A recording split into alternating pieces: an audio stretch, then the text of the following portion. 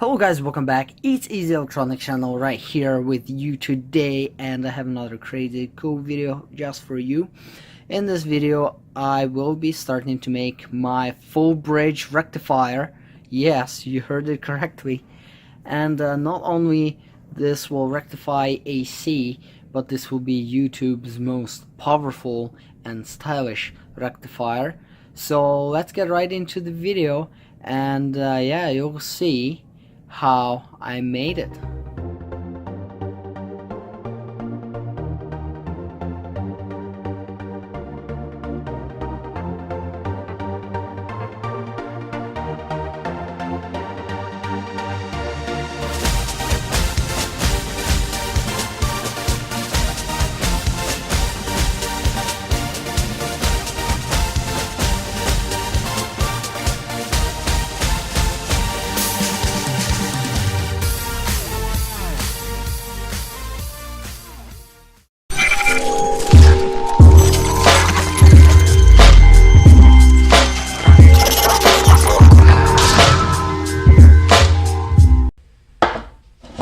So the plan for today is to make a really badass rectifier. Now, to make such a rectifier, we need a couple of things. Obviously, we need a big heatsink, unbelievably big heatsink. Second thing, we need a 75 amp rectifier. Excuse me, to go on there. And we will need a voltmeter made in Germany. Oh my. So 150 volt meter made in Germany. Beautiful. I brought it from my country. And we will need 2 fans like that. And you know, we will need some wire. And we will need some capacitance. And in terms of capacitance, I went a little bit crazy. I think 4,000 microfarads should be enough, plus some of these X2 capacitors. And also we will need a bleed resistor. I think I'm gonna use 2. This is a 51 kilo ohm resistor, and I went a little bit overkill, but look at this freaking inductor. This is, I think it's a 6 gauge copper stranded wire. It's a big inductor on the output. Like, look at the size of that thing. So that's what's going to be on the output. And we're going to put it all together, and yeah, that should be pretty cool. So in case you're not understanding what we're doing today, is we are building a really powerful rectifier, and I am talking at least 2 kilowatts of power. So I really hope you do remember this from some of my previous videos. This is a power supply I made, and it's outputting 50 volts AC right here.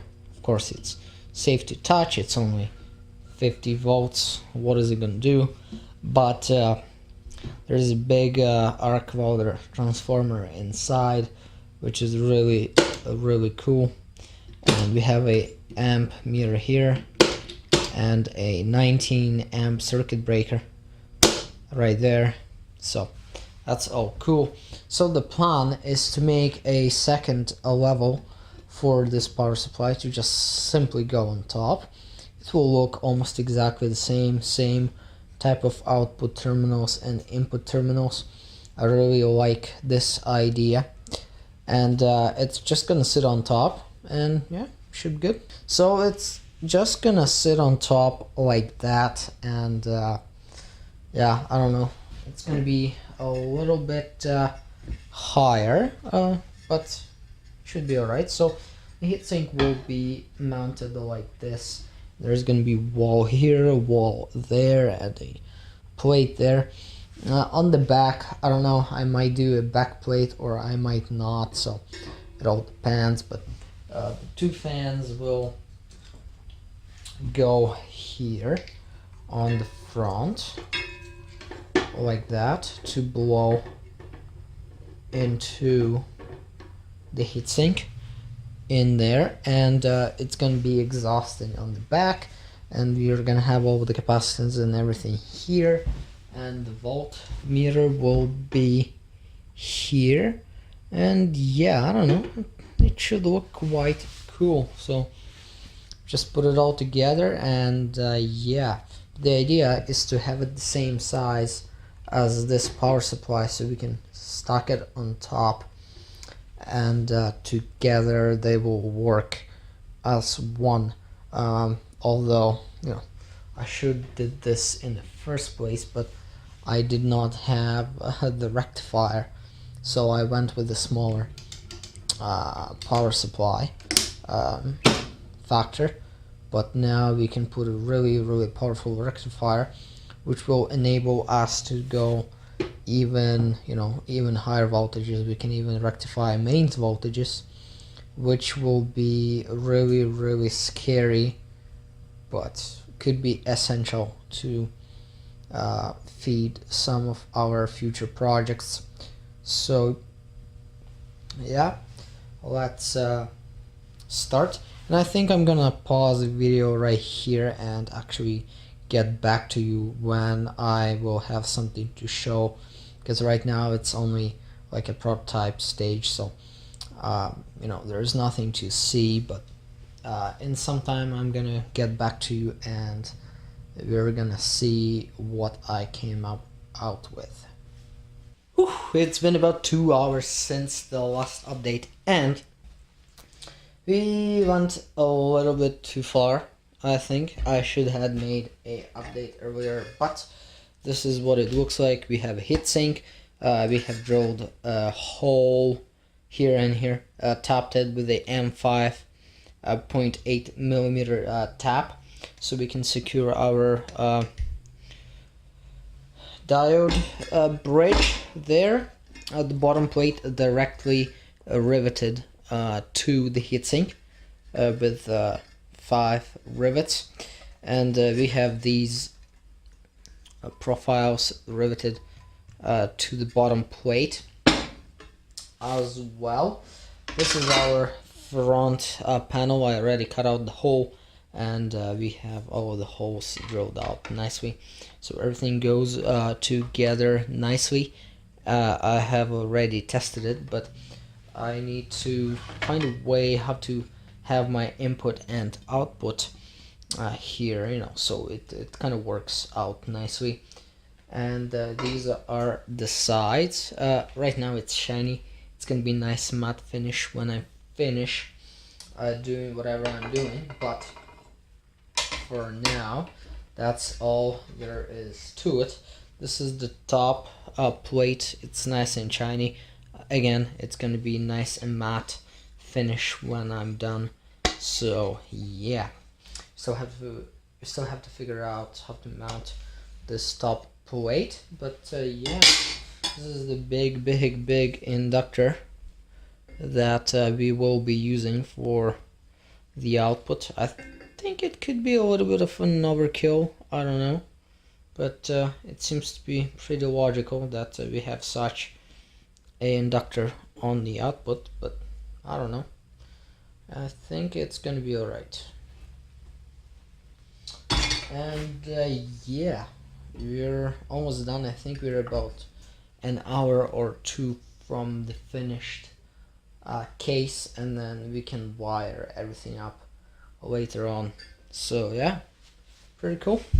Yeah, we had brushed this aluminum to make it look really nice. I found a really nice technique to make it come from this to this. This is a really nice finish, and I have it on my panels everywhere. This is the top panel, so that's how it looked before, and this is after. Really nice finish. I really love it. So this is the front panel. As you can see, same as our power supply, we have our input and output here, because the other one is power supply, so this one is just a rectifier. So you need a input and output, input AC, output DC.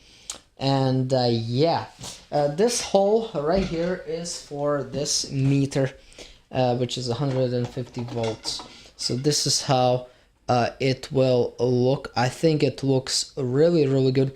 I have only 2 rivets here. There's gonna be, what is it, 5 and 3, 8 rivets total.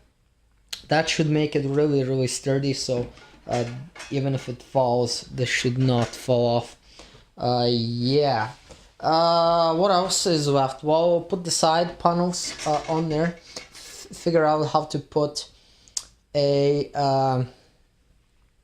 top panel, and yeah, we just put all the components inside a giant choke, which has to fit inside, and capacitors, a lot of capacitors.